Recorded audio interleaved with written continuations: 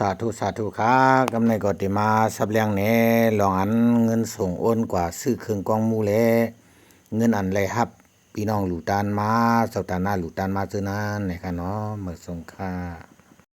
ในก็สายไม้เสาตาหน้าอันใดหลูมาเมือนตั้งอันใดส่อนเนกว่านั้นต่างเนกว่านั้นนะครับเนาะมี734,000เฮงค่าเมื่อส่งค่า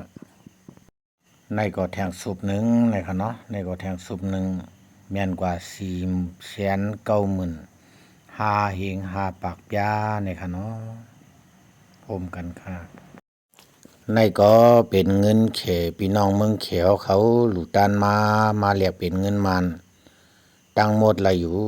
320,000 บาทเฮง6ปากยาเนี่ยค่ะเนาะมาห่มกันตั้งเสียงค่ะกำนายสำคัญมาห่มรอกันแทง200,000เนี่ยค่ะเนาะตังหมดค่ะเนาะ1750,000 บาทเฮง6ปากในค่ะเนาะ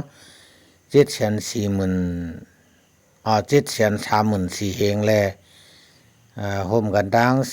490,000ปาก320,000 บาทเฮง6ปากและ200,000โฮมกันทั้งหมดไหลอยู่1750,000 บาทเฮง6ปากค่ะ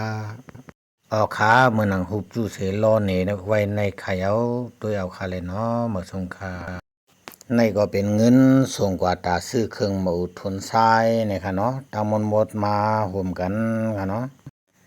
อันเฮาค้าเก็บลูกคำตัวนั้นไหล1750,000 บาทเฮง6ปากค่ะเนาะเฮาขาซ้ำอ้วนลูกว่าตาซื้อเครื่องกองมูนั้นแม่นกว่า2430,000ในค่ะเนาะเฮากูก็ไหลหู้ไหลหันซ้อมในค่ะมาส่งค่ะ